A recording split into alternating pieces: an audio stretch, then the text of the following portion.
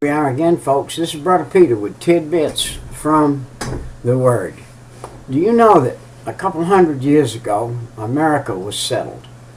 And we are now, it looks like, entering in to the dark ages of America. The children of Israel were given the land over there by God, and they took that land. We took this land over here by God helping us and giving us the ability to take it over and to live in it. And He blessed this land. The land of America was blessed by God and taken over. And as long as the people in America followed God, and the original, our forefathers that put in God we trust on the money, and in God we trust on everything they stamped. The stores were closed on Sunday. There was nothing done on Sunday. Everything was followed the Lord. The first textbook in the United States of America in the school system was the Bible. And that's what they went by. And they followed God. And as long as America followed God, God blessed America. It gave America, God made America an industrial nation. We were made an industrial nation. And as long as we followed God and did what God said, it was working perfect. You know that we are not to borrow from other countries. We were not to borrow. The Bible clearly stated to Israel not to borrow from pagan countries. And we were not supposed to do it either. And we have borrowed, the United States of America has borrowed itself into such debt it could collapse from within because of the debt that we have. There are many stagers in every country. You can go anywhere to other countries. You can go to countries that were at one time a country and now they're distinct. They're defunct, if you please. That means they completely have annihilated their own selves from within, and now are no longer a country on this earth. And other countries have taken that land over, and now it's a country that used to be. And one day I can see the handwriting on the wall that America is going to end up the same way. In Israel, they had a group of people during the period of time of Judges. There were a group of Israelites who were God's people who knew not God. They did not know God. They followed Balaam. They followed the other gods. They followed the sexual gods. They followed the gods of evil. And because of that, God the Father and God the Son, God the Holy Ghost of heaven had to turn His head on them and say, look, y'all I can't put up with you. You just go your own way. Go ahead. Follow those gods and see where you end up. Now, we are in the nation of America. I am in the nation of America. And the thing about it is that we are and have become a nation that basically, for the most part, know not the God of heaven. Know not the God of the Israelites. Know not the God that brought us up from out of, as Gentiles, out of the lands of the Middle East to where we are today. And so here we are today, and we have been prospered, and now we're going the opposite direction. Our prosperity is fast leaving us. The saddest time in the children of Israel is in Judges. And Judges, the book of Judges has got some of the saddest times of the book of Israel. Why did God have to bring up judges in Israel? These were battling men. I believe there were some 12 judges that were battling men in their different stages. And these judges came up to deliver Israel from different places in different times. And we know the first one of these military judges was Othniel, and that's found in Judges 1, chapter 1, in the first 12 verses. And he oppressed for 8 years the a land of Mesopotamia. And this land of Mesopotamia, and they held this land, and they held the peace of Israel for 40 years with this judge, Othniel. Now, the children of Israel during this period of time, though, served other gods. They served the gods of that were pagan gods, like the gods of Egypt. And those gods were always led to degradation, always led to opposite sexual activity, as our country is today, in ordinate, or I can't say the word, but in opposite from natural, in the opposite, in the sexual, in opposite of what they're supposed to be. Israel's God is over nature. Israel's God, the God of our forefathers, and our God today, our real God today, the God of heaven, he's over nature. But pagan gods are in nature. They claim that nature is the way, is the God, that nature's the God. Nature itself, they say, has proven to be the God. And that's not true. The God of heaven causes all nature to work like it does. God planted every tree, made every blade of grass, made everything after its own kind, made everything to grow after its own seed. And so that's the way it was. Now, the land of Israel, God was a personal God to them. God revealed himself to them in many, many ways. And he revealed himself to them in a law that was to keep them out of harm's way. Now, part of the laws that God gave were not just spiritual. They were physical laws. You got to remember, this is a people that at many times didn't have cisterns, running water, didn't have everything like we have it. Didn't have back houses or commodes like we have, or the way to get rid of the waste, that we get rid of the waste, and have sanitary places that take care of those things. So some of the laws God had were dietary laws, how to eat.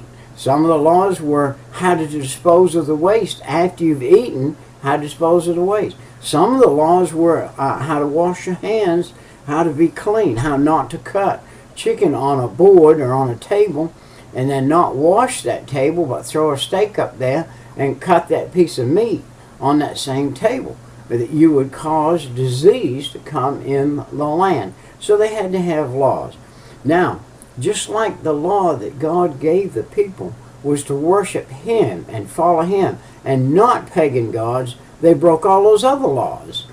And because they broke them, degradation came on the land. We're seeing that in the United States of America today. We see that with the promiscuous group that do unnatural sex with each other, and we have men with men and women with women. We have AIDS come on, we have diseases, we have things doctors do not reveal to the general public. There's all kinds of problems doctors have to deal with this group of people that is totally different than the people that live by the natural state that they're supposed to. And a man and a woman is designed by God to build a family, to make a family, and that's the way it is. And so we're looking at the nation of Israel because they went away from God. They became an oppressed nation. They were oppressed to the end, and the length of oppression was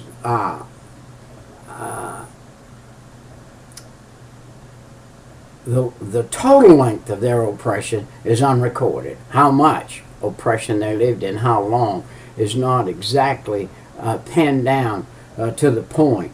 And because of that, we know that every time that they failed God, they were under this oppression. And we, the United States of America, are under a great oppression today. We're oppressed by our own government even. We're overtaxed, and overtaxed. We pay tax on tax. Funny thing, I went to a place the other day and got some chainsaw parts. And they added it all up with the tax in it. And then at the bottom, they looked at all of the figure at the bottom and they taxed that figure at the bottom. That's double tax. They already taxed it up above and then they taxed it down below.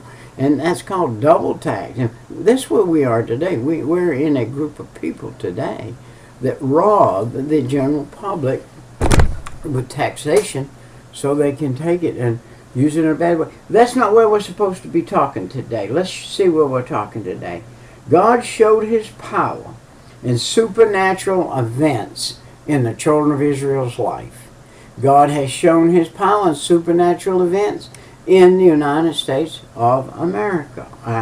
And look, but pagan gods, they're called upon to show their power in the cycle of reproduction and an illicit nature and an illicit sexual nature. That's the gods of this world.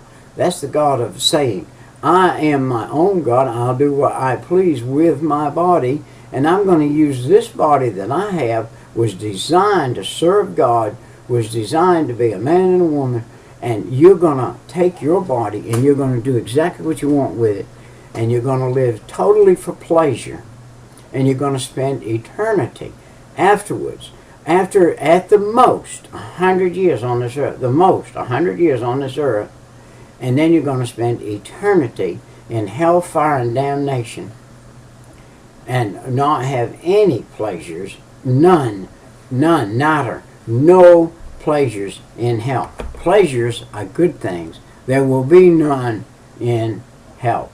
And the pleasures of illicit sex is not a good thing. It is an evil thing. So we see that we had 12 military judges have to come up. God even had to use a woman in here. Deborah, he had to use Deborah in here, a woman, because he couldn't find a man that would stand up with some backbone.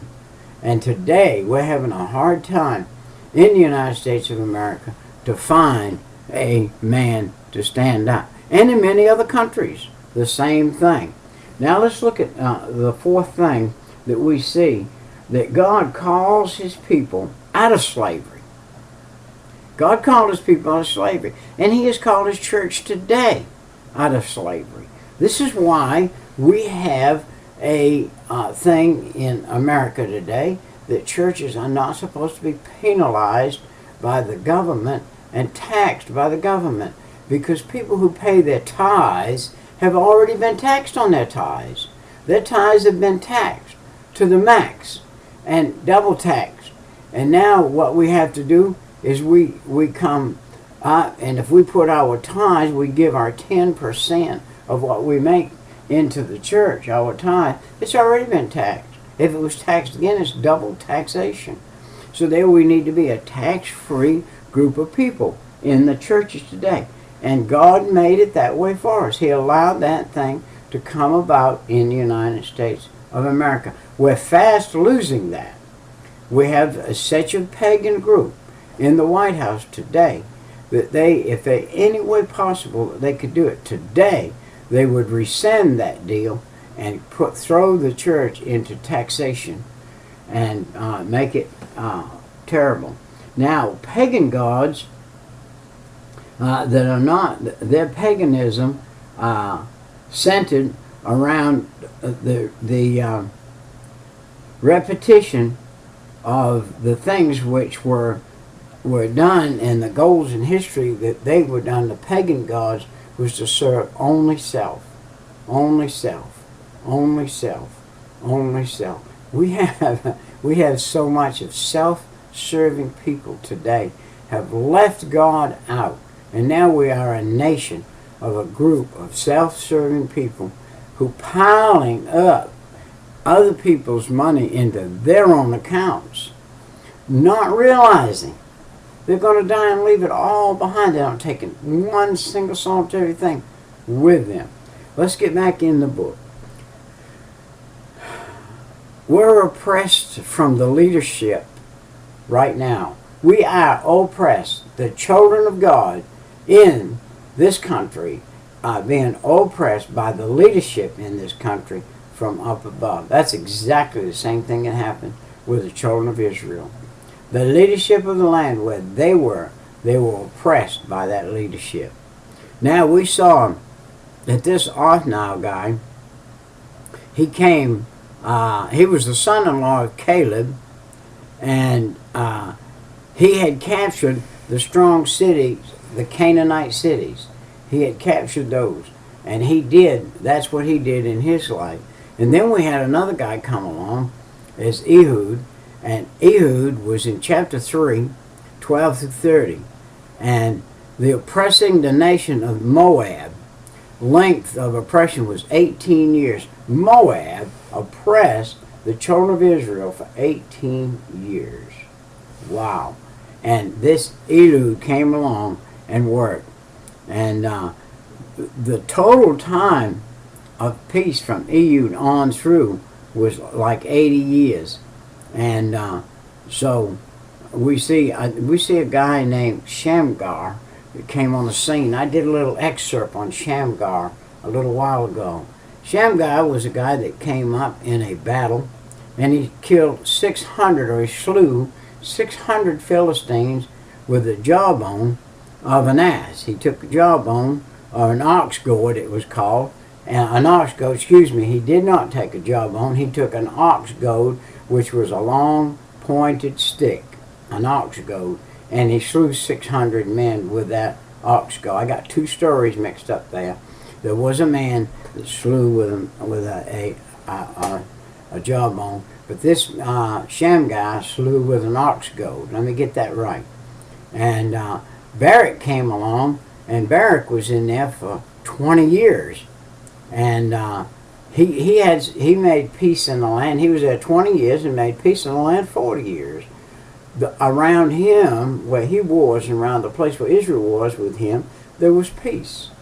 But all those people that were outside of his reign, which it was a split country, just like we are a split country today, just like we are a split world today, the things that are coming on today on this world right now from God is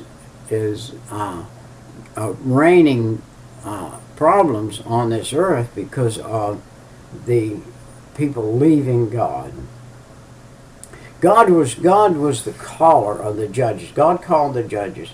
He called the judges different judges. He called judges that all had most of them had a tainted history.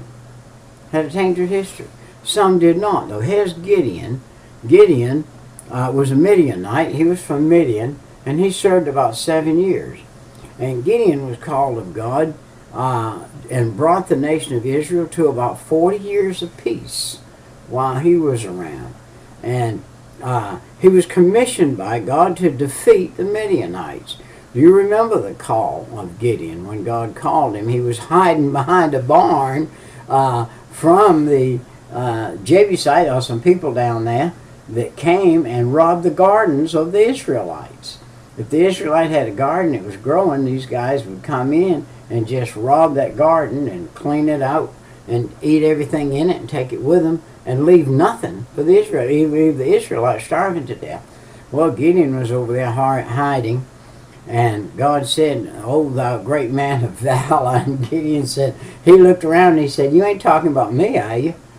And God said, "Yeah, I'm going to take you and make you a great man of valor and use you." And he prepared for this by destroying the family's idols. That was the first thing he had to do. First thing you and I have got to do in the nation of the United States of America is destroy idol worship. What can we do? We could decide that we are not going to sit in front of a football game on the television set or in the stadium on a Sunday when we're supposed to be in church. That is putting something before God, and that makes that something an idol. Is football bad? No, but it is if you make it an idol. If you put it ahead of God, it becomes an idol.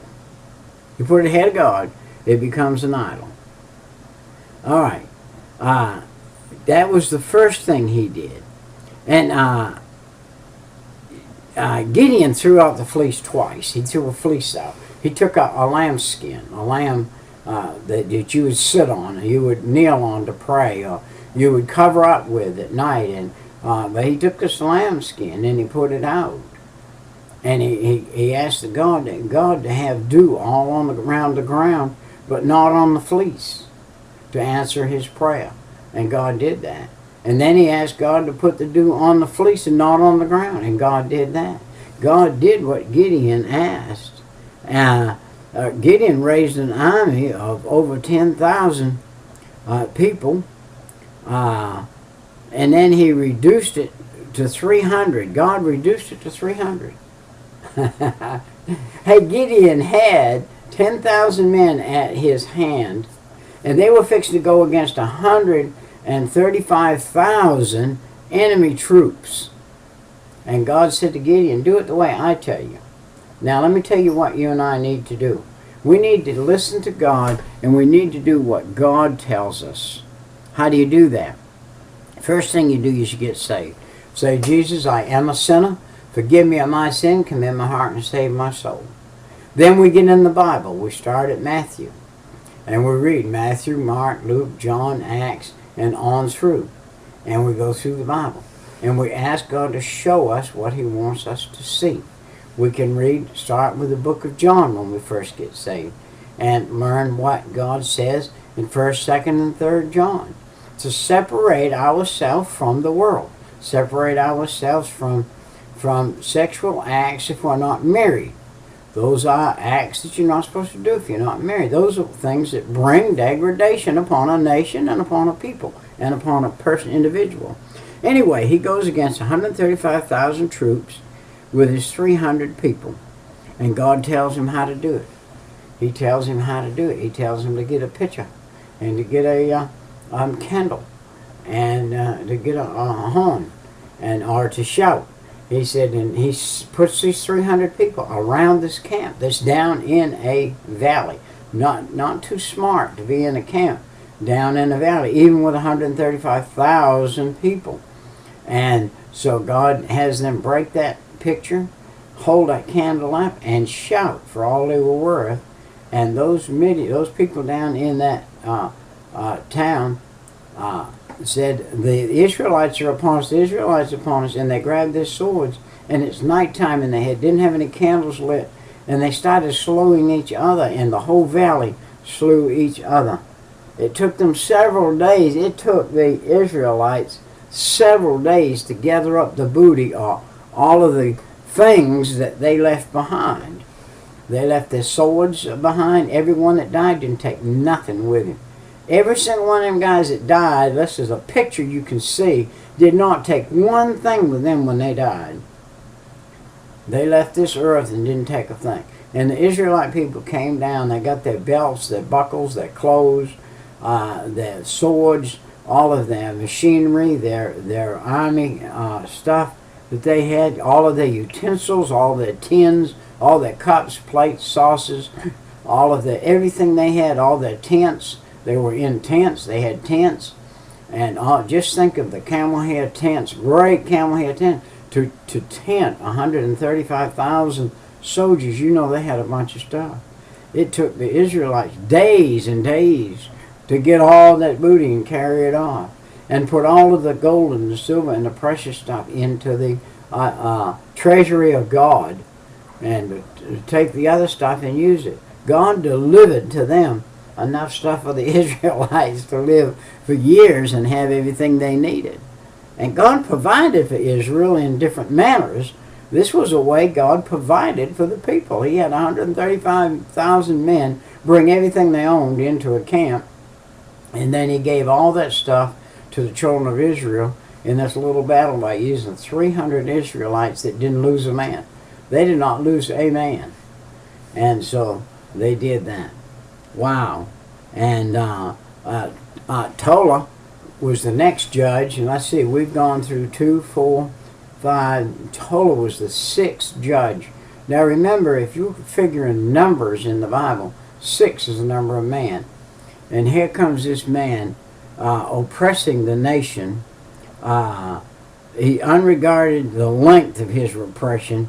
He was in there for quite a while, and But the years of peace they had because of this guy, I mean, not just because of him, but because God had delivered them through Gideon.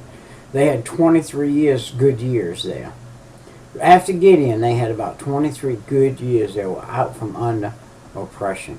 Now, we're looking at 12 judges in the book of Judges. And we saw, not just in the book of Judges, we go to Ruth and Samuel, because it's Judges, Ruth, and Samuel. We see a connecting of people there. Now, we have today all over this nation people who are kings. If you want to please, they are judges. Some of them are good, some of them are bad. We have in the United States of America president. And the president, he can be good or bad. And it's according to who God chooses to put in. And God chooses to put up presidents. He chooses to put up kings. He chooses to put up people in power.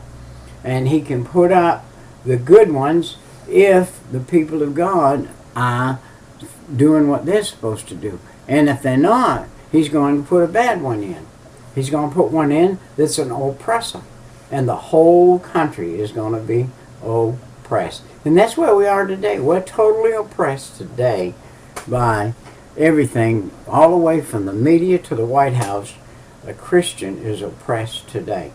You can bring anything you want into the schoolhouse. What's funny right now is that our schools in the United States of America are saying that in order to be, I forgot what the word is, but we need to know what the Quran says so that we can be good to those people who believe the Quran. Yet we're not allowed to bring our own Bible, the Christian Bible, into the school so that we can know what it says.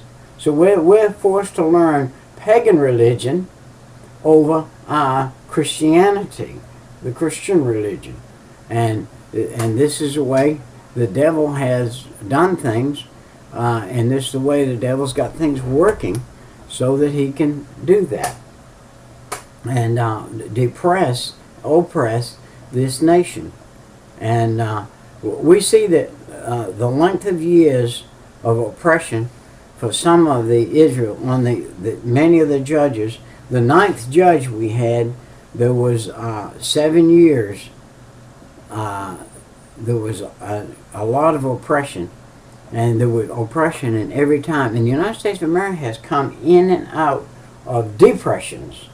We've been in, they called them depressions, where everything was deflated, and we were in a depression. But God has brought us out of that. So, if you want to do a good study, get your book of Judges out, get a good Bible with some explanations in it, and study the Judges. And study that book of Judges and how that the people of God were oppressed. We're talking, always when we're talking in the Bible, we're talking about the Israelites and the people of God, and then the Gentiles. And it's very, very, very interesting. I have done some study in it myself here, and look, very interesting where the judges were. And the stages of the judges, the 12 military ones, and there was some that were called the bloody butcher, and there were some that were called the idol worshippers of sons, and some were cowardly, and some were Moabite women, and some were dedicated mothers and undedicated mothers, and others were undisciplined, an undisciplined priest that caused problems in the group of people. And the Palestinians were always a plague in the side of, it's just like we have from the eastern side of the world. We have some people who are plaguing the world right now. They're not just plaguing their own country over there, they're actually falling into other countries and filtering in to other countries and plaguing the world. And God's allowing that. He's allowing that to happen. And He's allowing it to happen because we have spit in His face.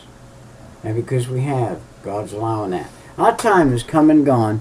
And we've got to go for now. And this Brother Peter with tidbits from the Word. We'll see you next time. Bye-bye.